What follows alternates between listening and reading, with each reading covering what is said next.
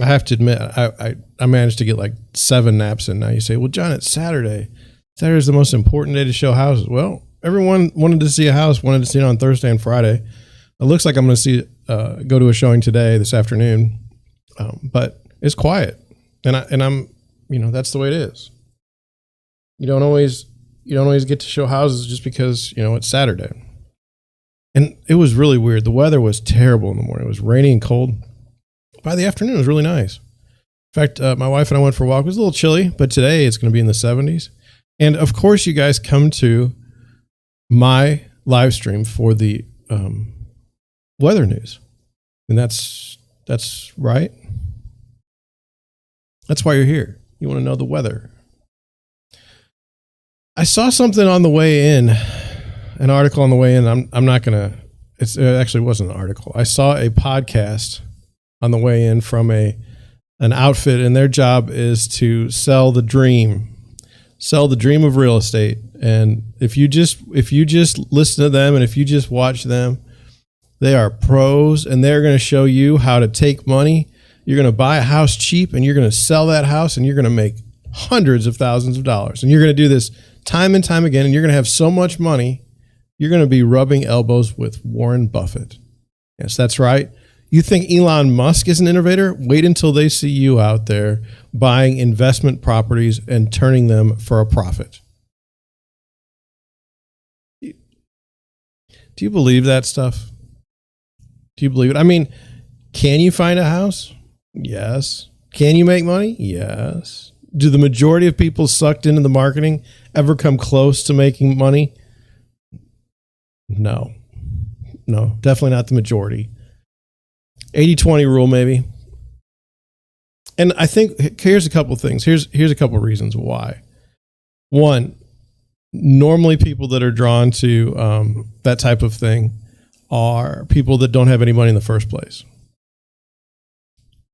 I hate to say that, but I mean, that's the situation. So let's just say they get a house that's a $200,000 house, and they have about enough money to make they can eat rice if they try really hard all week long.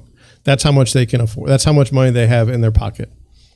They have no job, they have no income, and now they're going to make payments on a house, pay for the repairs themselves, and flip it. Now you say, oh, no, John, you've got that wrong. It's wholesaling. They're going to wholesale houses. Oh, what's that? Well, what we're going to do, we're going to find like somebody that's dying and probably senile, and then we're going to tell them that their house is worth much, much less than it's actually worth, okay? And then we're going to buy that house, and we're going to sell it to some other person to flip it at a rate that they can't possibly make money, but we've made the money, and then we're going to call ourselves good people. And everyone will know how great we are. And schools will be built with our names on them, and we will be the best ever. We're really good people because we take advantage of hey, they're adults. We're not taking advantage of them. We're helping them. We're building communities. Okay. So I figured out really in 5 minutes why my my live stream probably doesn't do as well as other people's live streams or podcasts, because I'm not out there promising you to get rich. I will not do that. I have no interest in it. If you want to come in and be rich, then good luck. How do you do that? Well, I guess listen to them, because you're not going to find out from me. You say, well, why not? Because I'm not rich. Something happened where I didn't make it. I'm 44 years old, not rich. I'm doing a live stream on a Sunday morning. Oh, by the way, how many live streams have I done in a row? This is the 21st consecutive live stream I've done in the morning at 9 a.m. Pretty exciting. But yeah, here's the thing. Like in all marketing, okay, you have to have this thing that everyone wants. Well, what does everyone want? They want money. They want power. They want sex. They want these things, okay? And then all you have to do is figure out how your product gets them to what they want, or is perceived as getting them what they want. Certainly real estate is in that game. Okay. We'll promise you the moon. We'll promise you. All you have to do is go find one house and you can make more than you ever did at your crappy job. Right? So you've got all year to do it. You should go do it. You should buy rentals. I've actually seen on my channel, if I watch my live stream, okay, if I watch the replay, the next thing that comes up is either the real estate test, okay. So people watching my content would be interested in the real estate test. That's not a good sign because you need to learn a lot. The test isn't going to help you. That's all kind of BS, really. Number two, it'll be some guys talking about how they flipped a house in like Malibu for $2 million and they got $1 million off the flip. I mean, you say, well, John, what do you know? Well, I flipped houses. Really? You? Yes. Didn't make any money. Maybe broke out. Well, I'm doing it wrong. I probably broke out even both times. Maybe you're doing. No. I'm not doing it wrong. No, I know exactly what I was doing. You say, oh, well, that's not good. No, it's not. It's not. And then you say, well, no, John, you know this business very well, right? I've done it before, and I've worked for a company that does it as well. So I know what we're up against. Okay. I know what we're talking. I know how slimy the business is. Okay. You say, well, John, shouldn't you be painted with the same slimy brush as those people? Okay. Paint me. Fine. I don't flip houses. I help buyers buy houses. I help sellers sell houses. That's what I do now. Anyway, one of the weird things about that business, okay, is I had a lady that we were training to be a great, wonderful house flipper here in St. Louis, and she said, well, why are these people going to sell us their homes for less than asking, like less than what they're worth? How stupid are they? Well, they're not stupid most of the time. Sometimes I saw things that were just pure dumb.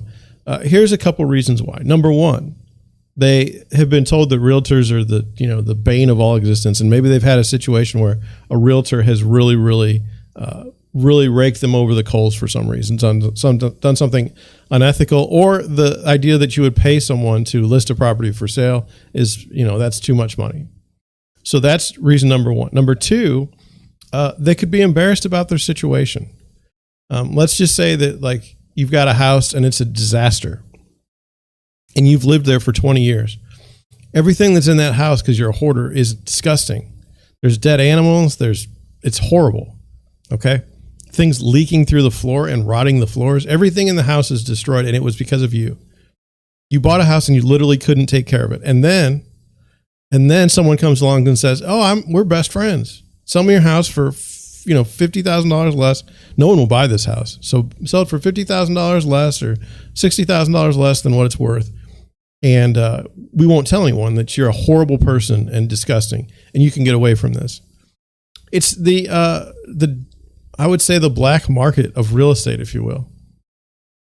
And then the other reason is what if your parents had a house, okay, and they lived until they were 90, and towards the end they couldn't take care of the house at all, nor did they want to. Towards the end they were bedridden, and they only had those home health nurses come in, and eventually, and you lived in a different state or something, and then they died. Your parents died, and you didn't particularly like them. You didn't find that they helped you in any way in your life. You thought they were pretty terrible people in general, and you don't really want to have anything to do with anything that they have. Well, so you call one of these people, call one of these flippers, and you say, I just want to sell a house. And they say, oh, well, it's worth, $50,000-$60,000 less than the market because it's dated. The house is dated. And they say, okay, well, when can I get my check? Because you don't care. You don't care. And there's nothing, I don't want you to think that I'm judging you for that. I don't want you to think I'm judging you for any of these things. I'm just saying that's how you make money. Also, what you do is you get a phone call from someone that, first of all, uses the phone. Second of all, they sound a little weird. Like their speech may be slurred. They may be talking slowly. They may repeat themselves over and over again. That's a perfect candidate to rip them off. You could really take them for a ride. So you go out there and you say, hey, man, what's going on? And they're like, I think I need to sell my house. And you say, okay, And then they start talking about a story with horses and unicorns, and you're like, whatever. And then at the end, you say, hey, I'll buy this house. You know, you bought this house in 1960 for $10,000. How would you like me to sell? How would you like me to buy it for $20,000? Wouldn't that be great? And that's an old man that's confused. Oh yeah, that's great. Here. And then that makes you a good person. You say, well, you know what? You don't go through life to be a good person. Well, maybe you don't. Some do. Our value systems are different. If I have to do that to make money, I'm not a good person in my life. I'm not going to be able to sleep at night. I'm not that guy. Never have been, never wanted to be. And so, no, I'm not. Yeah, but you can make all this money. It's not that easy. It's not that easy. Look, if it was that easy, everybody would be a millionaire. You say, well, everybody's a millionaire. No, well, maybe. I don't know. All I know is that if I wanted to be super successful in this game, I would sell bullshit all the time. I would peddle bullshit all day long. What do you want to believe? And I'll just tell you what you want to believe. I'll just tell you that it's true. What do you want to know? What do you want to know? Can you make money in real estate? Yes. Millions there. How do you do that? Oh, I've got a 10-point plan. All you got to do is pay me $100. Pay me $100. I'll show you how to be a millionaire. Oh, well, you know what? We'll go even better. How do you be a millionaire? Well, I'll look it up on YouTube. It'll be free. Oh, okay. Yeah. Oh, it'll be free. And then there's a program. So not only now you're watching YouTube and you're paying someone, and you know what? You're going to be a millionaire. It's going to be so easy. And so that's what I learned this just 10 minutes before I got on, that the people that are really raking it in on Google and YouTube are the people peddling stuff all day long. They're peddling. Some ass bought 99 mobile homes before the age of 25. Well, that headline there, oh my God. Clickbait. Let's all buy mobile homes now. That's a great idea. That's a great idea. And then the strange thing about this business is there's this mythical lore. Like someone always knows someone who knows someone that made a lot of money at it. Right? Well, my cousin's friend's brother, who lives in Topeka, he made a lot of money at this. You say, oh, okay. Okay. Well, then it must be true. But it's always someone so far away. Or like the stories that I've heard that I think are more legit than anything else is this. This guy was just raking in cash, and then all of a sudden the market turned and he was just gone the next day. And that's what I think I would believe that one, because I've seen in a good market, like even regular home buyers that bought houses in 2019 can turn them today and make $35,000, $40,000, no problem. Okay. But that's because the market's just stupid. And when it turns, it's not going to be that easy. Okay. But I mean, it's like the economic principle of you remember the tulips, the tulip craze in the Netherlands? I mean, there's this boom and bust in the economies. And when things are going well, the rising tide lifts all boats. Now, why is the tide not bringing my boat up? I'm not sure. The only thing I can think of, and I'm not criticizing, I think there's too damn many real estate agents right now. For instance, if you know me, okay, but you're the cousin of someone else that just got into real estate, or your daughter got into real estate, or your son got into real estate. Well, you're going to use them for your agent. I mean, that's just the way it's going to be. Say like one time, one of the more fun things. I'm lifelong friends with this one family. In fact, last night's nightmare was they listed with someone else, and just I can still see, and they listed with a Remax agent, and it's just driving me insane. How could they list this house with someone else? We literally, my entire life we've spent together. But anyway, he is a nice fellow. He got married. We were friends. You know, we stayed in touch. His mom her mom is a real estate agent. Do you think that I got the listings? Do you think I helped them buy their house in Kirkwood? No. Why is that? Well, because family. That happens a lot more than you think. So in this case where there's all these real estate agents coming into the market all over the place because there's all this money to be made, right? It all just makes it smaller for everybody else. It all just makes it smaller. Now, are some people going to, I think there's a misnomer that people think that, it's just basically real estate agents are like me. So there's this one guy and he's just doing his thing and the profits that he uses goes right back into his business. And then he just continues down the road. Well, I'm unique. Most people have a husband or a wife who's supporting them while they're off doing the real estate business, or they're well capitalized. They've there's a brokerage behind them that's got a lot of money, and they're just killing it. Now you say, well, John, you're just sour grapes. No, I'm just pointing out that what we want to believe versus what is real or what is true can be subjective to everyone. There's no question about that. But from what I see, the way to make money on YouTube and the way that I'm screwing up is I'm not selling the dream. I'm not selling the dream. And I'm not going to change. I'm not going to change. I don't want to sell the dream. It's not my dream. My dream is not to teach people to rip off other people in the name of profit, which also doesn't exist. It's just not for me.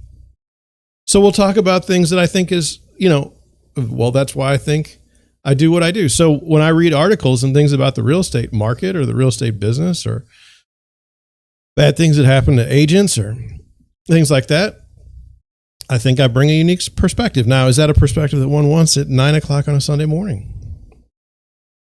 Of all the things you could be doing, do you want to be listening to real estate talk at 9 a.m? Well, maybe. Maybe if I told you that you could be rich buying real estate, then maybe. It's weird. There's like a feedback loop that goes on YouTube that is strange to me. It's like this. You want something to be true, so you search up videos or you search Google for things that you want to be true. And then you use Google to back up your truth, to make it true. It's the same thing that happens in the media, for instance. So let's say that there's a story that's bad for a certain political party, or it would be. So you write an article about it and say, this would be bad for the political party. It's not necessarily true. It's not anything. It's just you wrote an article that says it would be bad. Well, then other outlets pick up on that and write a story about how bad things are based on your article. And then at the end of the day, where is somebody going to come back to complain or to get their reputation back or to refute? Even if you have to refute a claim, okay, the damage has already been done. So it's fascinating. I'm fascinated by the YouTube. I think that's why I'm on it. I say the YouTube, totally mocking in gesture, because it's fascinating. Why is no one looking up 10 tips to clean your home for the spring? I don't know. I think it's kind of interesting. My outside right now looks terrible. My backyard it's in shambles. I have a big dog. Dog runs all over the thing, kills everything. And then it's spring. They call it spring cleanup. So you have to clean all this mess. Okay. And we're going to spend $1,000 this year, no question. And I don't want to, but we're going to. And that's just to clean things up. And that's low. Well-off people are spending, $20,000, $30,000 in their backyard, think nothing of it. I can't do that. So anyway, I want to know what the spring trends are. I know what I've done in my backyard and I like it, but it's going to be interesting. What are some of the other articles? The spring market, buyer's market is supposed to be crazy. That's what somebody wrote in Kiplinger's, I think it is, or maybe Fortune, one of those magazines. We'll talk about it. I feel like the market's already been crazy. I don't think there's any justification. I put a podcast out for Friday that was like, is the market broken for home buyers in the United States? Is it just broken? And here's why it might be broken. Here are the things that I see that lead me to believe that things are broken. And I didn't need an article to write that, but now that I see one, let's look and see what they say. So I don't know. That's where I'm at. I just wanted to put it out there. Just wanted you to know. Can you trust me? I don't know. Should you trust it? Should you trust anyone? I mean, that's where I'm at. That's where I'm at. If you search YouTube and you want to be a millionaire real estate broker or a millionaire house flipper, then find those things and do it. Good luck. Don't expect to see it from me. Now you say, John, have you read books? Have you consumed information that helps you be a better agent? Yes. And none of it's worked. I've probably got $1,000 in books. List 100 homes a year. Be the best agent you can be. How to list homes if no one knows who you are. How to sell homes all the books. That's all. You know what? You say, well, why are you doing that? Because I like to read the books. What if somebody has? Here it is. It's a value proposition. What if someone has an idea that gets me one listing a year, and the book is like $20? So I spent $20 for a listing, basically. Would you do it? Well, if you put it in that terms, yes, it's obvious. And that's kind of how I've looked at it. Some of the books are crap. This guy wrote a book out of Colorado. The whole book was he's going to get into foreclosures, and foreclosures, there's all this money in foreclosures. And I wasn't reading the book for all the money in the foreclosures. I was reading the book because of the title. It said it was an attractive title about being a real estate agent. There's even a book, How to Not Get Your Ass Kicked as a Real Estate Agent. I wrote that one too. I thought that was a great title. Anyway, he wanted to buy a Lamborghini at some point. So he bought a Lamborghini. He's like, this is the worst car I've ever bought. This is the worst idea ever. That was the point of the book. Oh, and he would list foreclosures. That's how he made all his money. And then he had a what's that called? Like a program you could buy that would show you how to do the same thing for like the low price of like $500. You could join and there was a mastermind class, all that crap. Why is there ask yourself this question and it's just this.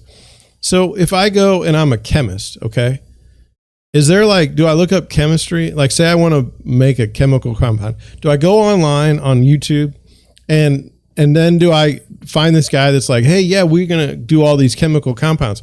If you just pay like $200 a month, okay, you can be part of our club, and there's a mastermind chemist, and he will we'll talk about chemistry, high level chemistry at night. And I'm selling you this program. Why isn't there that program? Why? Or what about law? Is there someone that says, hey, I can help you win every single case ever, and all you got to do is pay me like $500 a month, and we have this lawyer mastermind class, and we learn from each other, and we end up being the best the best lawyer ever. Or then what about being a man? Is there anything like that out there? Like, oh, this is how you be a man, and if you pay $200 a month, you can be part of our club, and then lots of men are in the club. And so because of that, we can all talk about being men. Well, there is. How's that working out? It's stupid. All this stuff, stupid. Don't do it. You say, well, I want to do it. Well, then, okay, go do it. But realize what you're getting into. That's where I'm at. Was that a fiery start to the morning? I don't know. I'm a little bit energized. I was worn down. I was so worn down yesterday. I just couldn't do it. Every day, I have more work than I can ever do to get it done. Every day. And so I never know when to stop. And yesterday my body said stop. If you saw the live stream yesterday, I think I cut it short. Because I was tired. My brain was not really strong. It wasn't really firing. I don't know. I feel good today, and I want to share that with you. So I'm checking the chat. No one's in the chat, but no one's ever in the chat, so we don't have to worry about that. Maybe someday, right? Maybe someday. Maybe I need to pay people to be in the chat. Instead of a live stream where you pay me on super chats, I will pay you to be in my chat. It's an idea. let's get into some articles today. I thought this article was fascinating, and I thought the way it was written was fascinating, and I wanted to go over it. Now, I don't want to, it's not, not good. I was like, not good. Well, here you go. Here's a major publication in my email. Start strong to get 499 closings per year. So what are they selling me? Okay, the average agent does 20 deals a year. And this headline says, if I just follow them, I can close on, well, this isn't good. I've got this ad everywhere, but anyway, because I don't have a pop-up blocker on Internet Explorer anyway, so 499 closings per year. I mean, who wouldn't want that? Who wouldn't want 190 or 499 closings per year? I'll click that, right? But it's all bullshit. It's all bullshit. You're not getting 499 closings per year. Look at the statistics in the MLS for the agents. Look at the office reports and look at the agent reports and show me everyone doing 499 closings per year. In St. Louis, maybe 2 people, maybe 3 people. And those are guys that have 20 or 30 people as buyer's agents. Okay. Those are people that are spending millions of dollars a year in advertising. Is that you? Is that you? No, but it's selling the dream. I guess there's nothing inherently wrong with it, right? It's just, to me, it's not who I am. So I will not do it. So anyway, we'll talk about this. It says Russia says it used hypersonic missiles in Ukraine again. Now, this is from Al Jazeera. I like the way it was written, and I'm not going to lie to you. I found it interesting. Good Lord.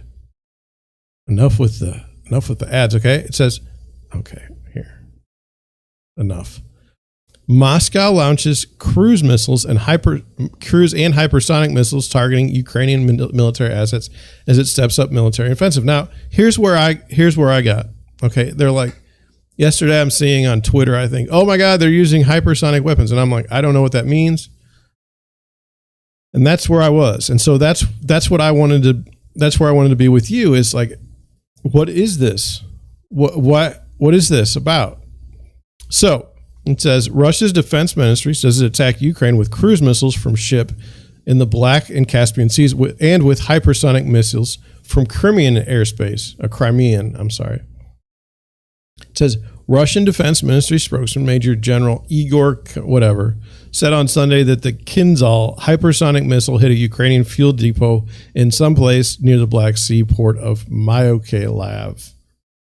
Okay?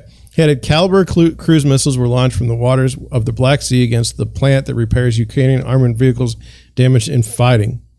The attacks marked the second in a row that Russia used the weapon, the Kinzhal, a weapon capable of striking targets 1,250 miles away at 10 times the speed of sound. Now, my understanding in a different article that I didn't keep was that a hypersonic missile is anything that goes over 5 times the speed of sound. So basically, the reason why it's called hypersonic is because of how fast the missile is. It says the guy, Kov, added that another attack by air-launched missiles hit a facility in wherever, and Ukrainian fighters were based. The previous day, the Russian military said the Kinzhal had been used for the first time in combat to destroy an ammunition depot in the Carpathian Mountains. Now, that's the part that I wanted to go over. So it says the Russian military said the Kinzhal, which is the name of the hypersonic, had been used for the first time in combat. It says, and this is where it got interesting. This is from Al Jazeera. Russia prides itself on its advanced weaponry, and Vladimir Putin said in December that Russia was the global leader in hypersonic missiles whose speed, maneuverability, and altitude make them difficult to track and intercept. It says the Kinzhal missiles were part of an array of weapons unveiled in 2018. Russia first used the hypersonic missile during its military campaign in Syria in 2016. So this is my problem. Okay. You just made a big deal about something that has been in existence and has been used since 2016. How is that newsworthy? Like, to me, the issue is Russia is using missiles to destroy Ukraine. It doesn't matter the types. They're still killing. They're weapons to kill people. Putin announced an array of new hypersonic weapons in 2018 as one of his most bellicose speeches in years, saying they could hit almost any point in the world and evade a U.S.-built missile shield. The following year, he threatened to deploy hypersonic missiles on ships and submarines that could lurk outside U.S. territorial waters if Washington moved to deploy intermediate-range nuclear weapons in Europe. The U.S. has actively pursued the development of hypersonic weapons, maneuvering weapons that fly at speed of at least Mach 5 as part of its conventional prompt global strike program since the early 2000s. So the military-industrial complex is on it. I'm sure we have something, right? Right? I mean, we're teaching tolerance and diversity in the military, not killing. But, I'm sure it's going to work out. The weapons could enable responsive, long-range strikes against distant, defended, and or time-critical threats when other forces are unavailable, denied access, or not preferred, said former U.S. Commander of Strategic Command, General John Hyten. So, to me, there's a war and it's bad, right? I think war is bad. I don't want people to get killed. Anybody, even if they're disgusting. I don't want them to be killed. I don't want wars. But I don't think that it's newsworthy that a country uses a particular type of weapon to kill others. This seems to be like an issue. Like let me try and expound on this. So the United States invaded Iraq under the pretense that they had chemical weapons, which would be considered, quote unquote, weapons of mass destruction. And so it's a question of the lethality of the weapons that makes it a problem. Okay. So I don't buy that. I think that's bullshit. And here's why. I don't want anybody to die. Not one person. Not one person. I therefore don't care if it's a gun that killed the person. I don't care if it's poison that killed the person. I don't care if it's anything. Okay? Any weapon used against someone else. Okay? Bad. Bad. So, to me, this is all sensationalism. This is all being driven by something. I don't know what. Perhaps it's being driven by the military-industrial complex. Perhaps they're saying, look, this country has these weapons. We need to spend billions and trillions to create this same weapon. Now, that's on them. They're marketing their business the way they think they should. They're trying to make a profit by selling weapons to kill people. And if they can sleep at night over that, it's fine. That's fine. But to me, the newsworthiness of the article is not in that the type of weapon that was used. This is, to me, a shell game, and it's the one that the United States has used to justify invasion into other countries. If there's a more lethal weapon that someone has, it means we have to attack. And I reject that. I reject that. We don't attack Pakistan because it has a nuclear weapon. Why is that? Those are weapons of mass destruction. Because we trust the leadership there? We trust the leadership what is this? What foreign policy have you created that is such a disaster that this idea of a more lethal weapon is somehow a justification for war and not just any weapon? I mean, if you put 100 riflemen out there blowing away stuff with M16s or AK-47s, it's a problem. If you're the one that gets killed by it, you've got a problem. Seriously. And so, I just would prefer that people, don't fall for this. Don't fall for this. It's not like, look, if Russia is invading a country, they will want to win, and they will win by destroying everything in that country till the people give up. When there are so many dead and there's so much destruction that the people literally say, I quit. That's what this is about. Now, they're not even doing it the way the United States would do it. They're being much more slow and methodical about it. It's more vicious. Now you say, well, that's even more terrible. It's terrible. War is not a great thing. Killing people is not good. This is my opinion. I'm 44 years old, though. When I was 20, I believed all this bullshit. So, hey, enjoy. Let's move on to listings. right? What a switch. We're going to go from Al Jazeera to listings in Fremont, California. Fremont, California, I learned, is in the Bay Area. The Bay Area. That would be like San Jose, San Francisco. But funny thing about Fremont to me is there was a company called Consolidated Freightways a number of years ago that was a truck company. They were a trucking company, and they ate it. There were different reasons for why they ate it, okay? And I have my own thoughts about GE Capital at the time, which is why I don't feel bad when GE loses it completely. The things that they did, especially the capital division, they should not exist anymore. I mean, you want to talk about a scummy business, GE Capital, maybe one of the biggest. I mean, they really did some things back in the day, and they really weren't punished for it because I think they still exist. If they do, they weren't punished enough. Anyway, so you got San Francisco, San Jose. Those are the more known places, but then we've got Fremont. Fremont was the headquarters of Consolidated Freightways, at least their big terminal. So everything, I believe, they probably got off of shipping containers, and they started there, and they were able to ship products across the United States or distribute them. And so let's take a look at these houses. There are some nice houses, $1 million houses, which I haven't seen. I mean, where were we last? We were in Texas. Not sure where yesterday. Don't remember, but it was not exciting. So here's the first house. It's a new listing. $10.9 million. Let's just say 11, round up. 7 bedrooms, 7.5 baths, 14,000 square feet on a 2-acre lot. Now that sounds like a beautiful property anywhere in the country, but especially in California. My God. 4 days on the market, 5-car garage, built in 2004. Let the opulence of this 14,390 square foot enclave leave you breathless. Luxury abounds with 2 master suites, an indoor solar heated pool, media room, and multiple balconies extended with travertine floors and Italian wrought iron. Now, if you think that wrought iron can only be done by Americans, what are you thinking?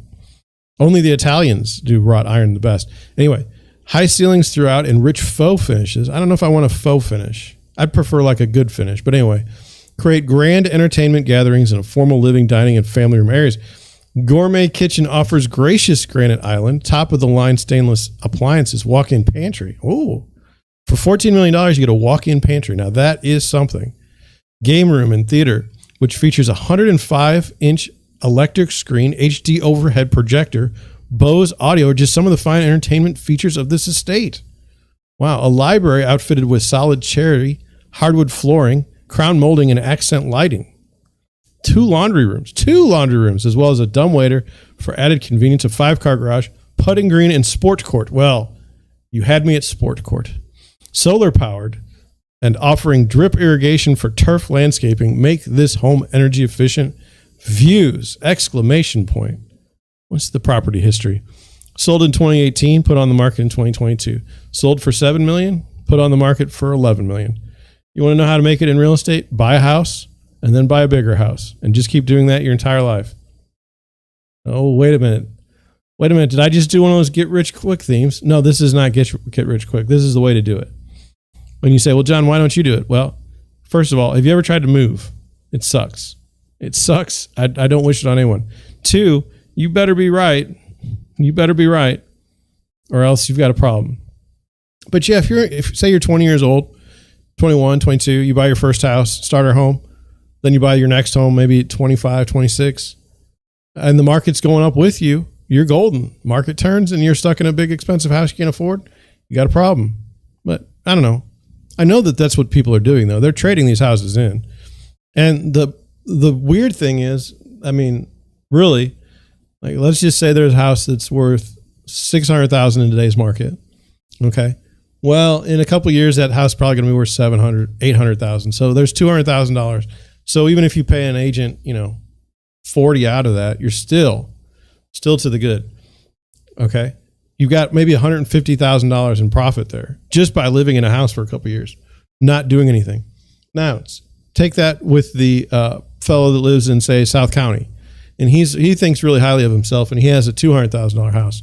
And in 3 or 4 years, his house maybe can be $215,000, $220,000. By the time he pays his agent, he makes maybe $10,000. Oh, wow. Great. And you say, well, that doesn't seem fair. Well, life is not fair.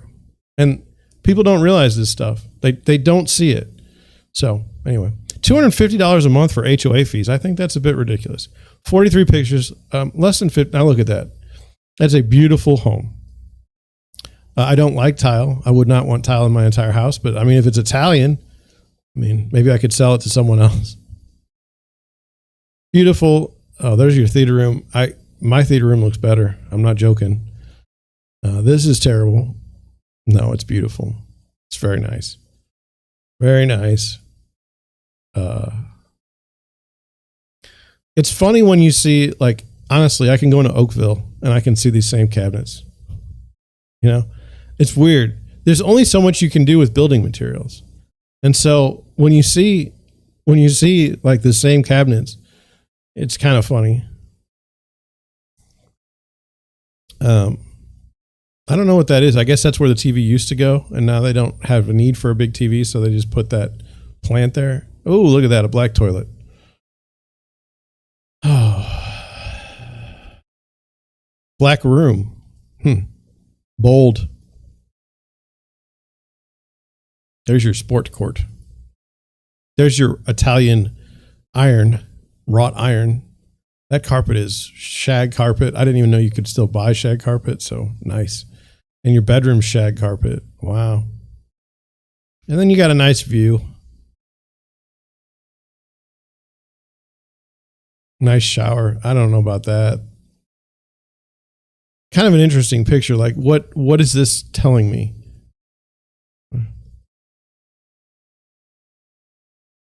Again, it's kind of like, oh, there's the sport court.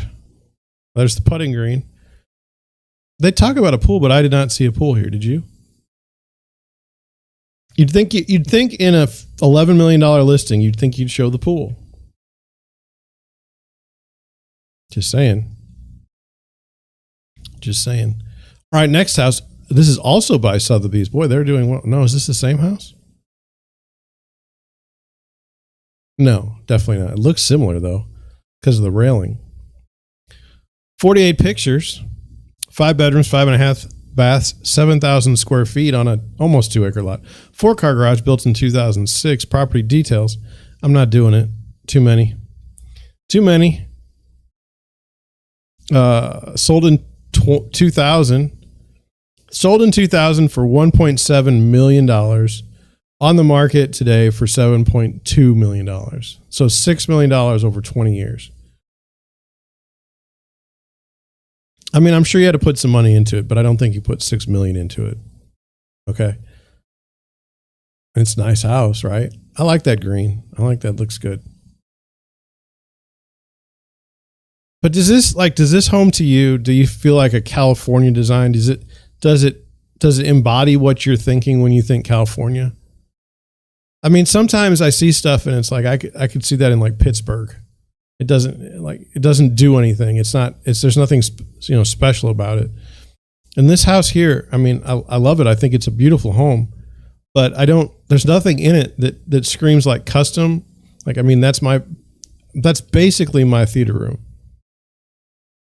except it's more comfortable for me. So, I mean, I don't have this furniture and the rooms aren't as big, but I mean, like what I'm saying is it's like not new. There's nothing new here to me. Like I can spend 10 million and get the same house. I can spend 5 million and get the same house. I mean, the views are gorgeous, but where's your pool? Again, I'm in California and I don't have a pool. What is that about? And what am I looking over? Was that the bay? I mean, I just don't know. I would like to have a pool. I'm in California. No pool? So, not thrilled. That's listing number 2. One more listing and we're out. What do we got? 9-4. Wow, time is flying today. This is by New Cal Realty. Okay. $5.3 million, 5 bedrooms, 4.5 baths, 6,500 square feet on a half-acre lot. Now, there's Montclair Terraces. These two are both on the same space. And then there's Montclair Drive. I suspect, well, they're in the same zip code. I don't know if they're close to each other, but let's take a look. 3-car garage built in 1997. Did someone say entertainer's dream? No. And you should put a question mark there. This is a 10, one of the most exclusive lots in one of the most sought after neighborhoods in the Bay. Exquisite taste, attention to detail, and elegance all come together at 100 Montclair. Built against the backdrop of the Mission Peak Preserve, this expansive home boasts 5 bedrooms, 4.5 baths, traditional living and dining rooms, a contiguous family and kitchen area. I would say it's contiguous. Contiguous. I don't know. That's a big word there. Downstairs guest suite, an elegant office, library, and last but not least, a ballroom that doubles as a movie theater. Oh. I don't even understand that. Anyway, meticulously landscaped yard with pool, enclosed sauna, private shower area, an outdoor kitchen, and plenty of entertainment space, high-end interior finishes, Belgian chandeliers. Now, did you know that the Belgians are good at chandeliers? I did not. I had no idea. Italian hand-painted murals, automatic Hunter Douglas blinds. The list just goes on. Come and take a look and fall in love. Well, that's asking an awful lot. I mean, I'd like to at least, get to know the house a little bit before I end up loving it. I mean, that's just me. I'd like to learn its name. Listed in 2022 for $5 million. It was sold in 1999 for $1 million. 59 pictures. What do we got here? I don't like 59 pictures. I don't like the lot. I'm already telling you this. And then, we've got the wonderful, but why didn't we just walk in through the front? Would that have been so hard? That's odd. That's just an odd space. It's like a living room, but it has a bar. But not the bar that you're thinking. It's more like, well, you see it in the pictures if you're watching. That's the other thing. And look, let's talk about this for a second. Look, if I'm on my couch and I want to get like a beer out of the fridge, okay? Like I don't want to, just because it's closer doesn't make me want to do that. Like I'd like it right next to me at this point. I mean, you still have to get up and walk. Wow, the black ceilings. I don't know about that. I can't get excited about a black ceiling in here. That's not what I'm looking for. Oh, they got a pool though. Finally, we got a house with a pool in California. Interesting exhaust fan, and the way that looks, I don't understand. Is that like a heat thing, like a heat lamp? It's a beautiful home though. I mean, I'll give them that. I don't want like designs up in that looks like somebody just dropped a paint can.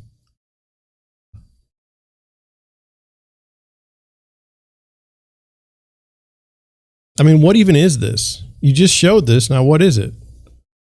See, I don't like that. Like, you need your listing pictures should tell a story. What am I getting into here? Like, how am I mean, what did this do for me? What did this picture do? Look, the corner of a wall and a toilet. I can't even tell it's the whole toilet. I mean, I swear. I mean, when the photographer hands you pictures, he didn't look at the pictures in any sort of order. He didn't say like, hey, you need to put these pictures in this order. What he said was, hey, these pictures are the ones I took. Pick the best of them and use them. So that one picture, not the best. It wasn't the best at all. It was pretty terrible. So that's a nice shower. And that's a nice walk-in closet. But again, we're 47 pictures in. Can I just have a picture of the pool? I mean, now we're just showing empty rooms. And this is, really. Did we get professionals to take these photos? What was this? What is this picture here? What? I mean, I can do that on my iPhone. And it looks like, now this must be the theater and ballroom. And there's a big old space here where the carpet was, and now it's a different color than the rest of the wood. There's the pool, finally. Picture 57. There's a little cabana. Kind of cute. Okay. And then there's an advertisement for the Army, which doesn't seem relevant when I'm looking for houses. All right. I'm sorry. I need to check my chat. Oh, there's nobody there. Sorry about that. I was like, let's look at some articles now. This was from Bankrate. What do they know about housing? I don't know. I don't really care. Let's just read it. It says, spring home buying season kicks off with tight inventory, posing challenges for buyers. I would agree with that, but what I've seen in the past month is more listings have come to the market than they had before. The strongest sellers market ever looks to remain likely to remain in place for the start of the spring home buying season. Well, I mean, this is the first day of spring and the market's strong, so he's not lying. Home prices and sales have soared for nearly 2 years. The number of properties on the market has plunged to a record low. Sure, demand for housing might be dampened by the 1-2 punch of rising mortgage rates and affordability squeeze, but supply, namely the lack of it. Now, what's interesting here, and I didn't get to the article yet, I saw an article that I'm going to read probably tomorrow that says 16 million homes are vacant in the United States. What's that about? It's the biggest economic factor in the 2022 housing market. It says at the end of January, just 860,000 homes were for sale nationwide. A 1.6 month supply that the National Association of Realtors calls the lowest ever. It was bad. It was bad. And then the numbers were down and people were saying, there you go, I told you, the market's terrible. It's like, no, there were literally no houses to buy.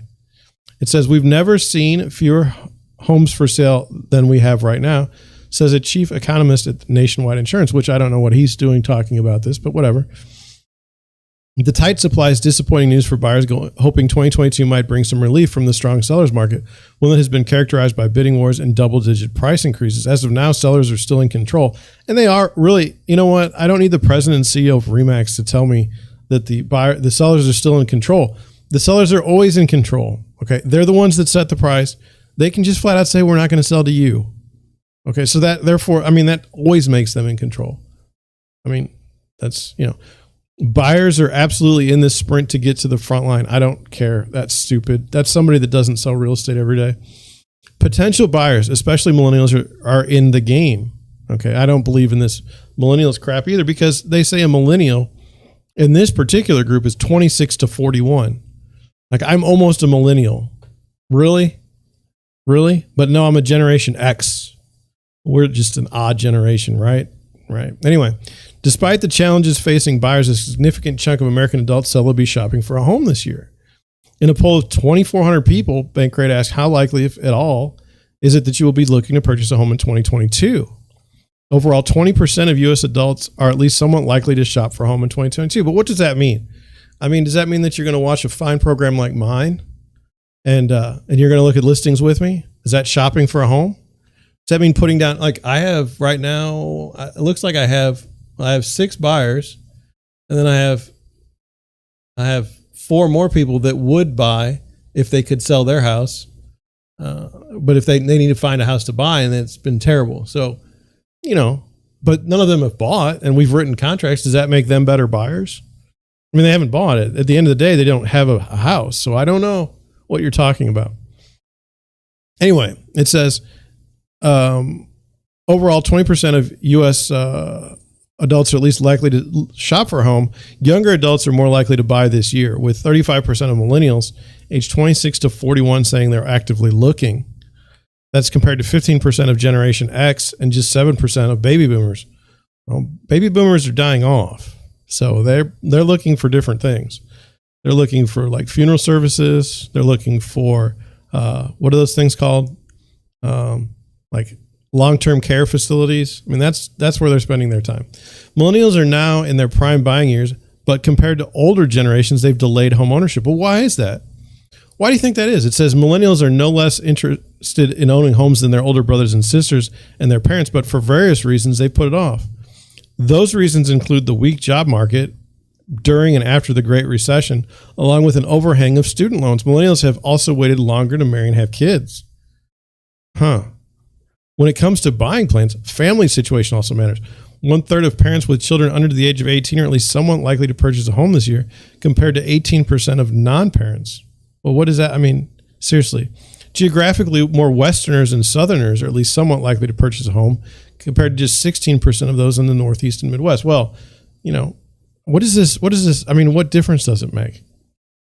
It says the pandemic upended normal buying patterns. In a typical year, hundreds of thousands of American homeowners spend the winter planning to put their homes on the market. They hire listing agents, scrub their homes, and strategize about staging and pricing. This seasonal pattern is often driven by the school year. Families want to be out of one home and into another by the time classes start in August or September. This is true. The coronavirus stalled that rite of spring. In early 2020, the pandemic effectively canceled the spring selling season. And by 2021, the market was in full frenzy, a boom that changed the normal seasonal pattern organized around the school year. That's true. That's true. But what I would say is this. In my market, it's so crazy that there was no difference, into the spring, generally the spring selling season. But when you were out there looking for homes to buy, there was no inventory anyway in the winter. I mean, I love to have my buyers buy houses in the winter because it's just so much easier to negotiate a good deal for them. Traditionally, that hasn't been the case though this year. It says seasonality is over. I think the spring market already started. I don't think that's true. I don't think seasonality is over. I think we've got a situation here that's going to take a couple years to unfold, but I think you're going to get back to the olden days at some point. Why are so few homes for sale? It says in most parts of the U.S., buyers will continue to navigate super tight supplies. The inventory of homes on the market remains woefully depleted, Lawrence Yoon says. Okay, well, I agree. While home buyers have tried to meet that demand, they faced a number of headwinds. After overbuilding before the Great Recession, builders scaled back dramatically. Now they find themselves without enough land to ramp up. That was 10 years ago. That's not a good excuse. Do better. Also playing a role are labor shortages and supply chain hiccups. Lumber, appliances, windows, and garage doors all have been scarce during the pandemic. Even if they could ramp up, builders have shifted their focus to higher priced homes. That's absolutely right. The most intense shortage is in the supply of homes priced at less than $500,000. That's the real situation. No home builder is going to waste their time building a house for someone that's, that costs $100,000. That would be, in California, that would be considered building homes for homeless people, $100,000 house. So that's not happening. And if you're a home builder, why would you? And you say, because you're forced by some government program to build like 10 units. Well, yeah, out of 1,000, if you build 10 units that are just going to be lost leaders for you, so what? No one's building like these $100,000 homes. That's not happening ever again. For buyers, all this means is at least a few more months of upward pressure on home prices, housing economists say. It says this surge in rates is likely to take a bite out of the demand for housing, mostly among first-time buyers and those with limited budgets. Nevertheless, with demand remaining considerably beyond the available inventory, the pressure on home prices will remain strong, particularly as potential buyers fear further increases in mortgage rates. Okay. How to navigate this spring's housing market? Well, I'd like to know. It says, just to reiterate, sellers are calling the shots. It's most definitely an intense seller's market, says the vice president in Navy Federal Credit Union. Well, that's not helpful. He's not in real estate either. He's not every day going in there and trying to buy a house. If you're shopping for a home, here's how you can cope with challenging conditions. Okay, well, how can I? It says shop for a mortgage. Okay, really? That's not going to get you into a house.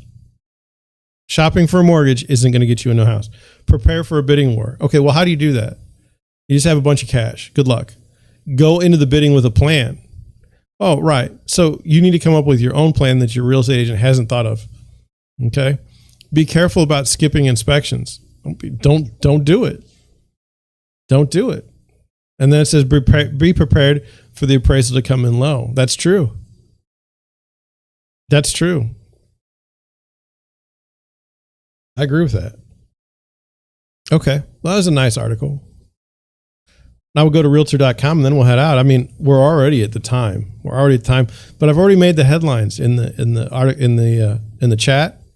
I'm sorry, in the title. So I'm not gonna change that. Let's go here. It says buyers are getting a double whammy.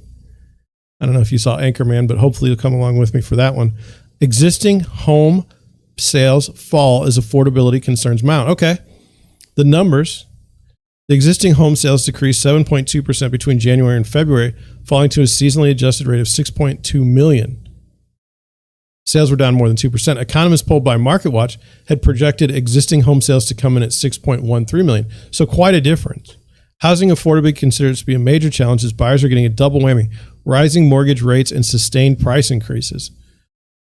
Some who had previously qualified at 3% mortgage rate are no longer able to buy at the 4% rate. Well, they're no longer able to buy the same thing. If someone could afford a $400,000 house at 3%, they probably can only afford a $300,000 house at 4%. And I knew this was coming. This was not difficult to understand. Now, what's really going on is the sellers don't believe that. The sellers don't believe that. They've been told for 2 years that their house is gold. Okay. So if you go in there as an agent and say, look, the market isn't as strong as you think it is, they'll say, you know what? You're wrong. Get me a real estate agent that says the market is strong. We're going to price this house. This is our lottery ticket, baby. We're going to make some money. That's the agent they want. They don't want you to be honest with them. Okay. They would rather you lie to them, and they would rather fire you and get another agent that is lying to them than actually price the house where it should probably be priced right now. Anyway, whatever. What happened? Sales declined in every region on a monthly basis, and the South was only part of the country where the February sales were higher compared to the previous year. Median sales price for an existing home in February was $357,000, representing a 15% annual increase. But due to the rising mortgage rates, monthly payments for newly purchased existing homes are now 28% higher than they were a year ago. And that's the deal. Look, you know, your neighbor sold your house last year, their house for $300,000, and now you want to sell your house for $330,000. Problem with that is now mortgage rates have gone up. So the person that could buy that $300,000 house can't buy yours. It's the same house. It's just financing.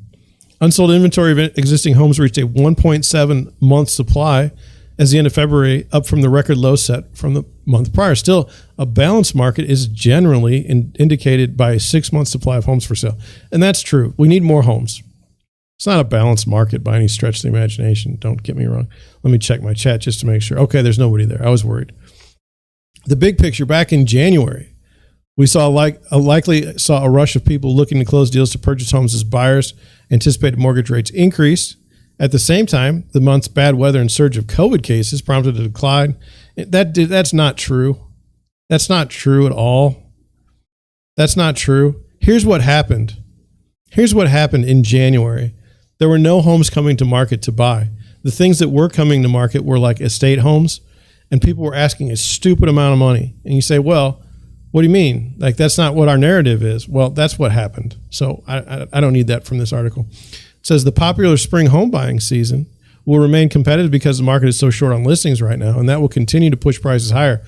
But the affordability hits already appear to be hurting demand at the margins. Yeah, absolutely. Absolutely.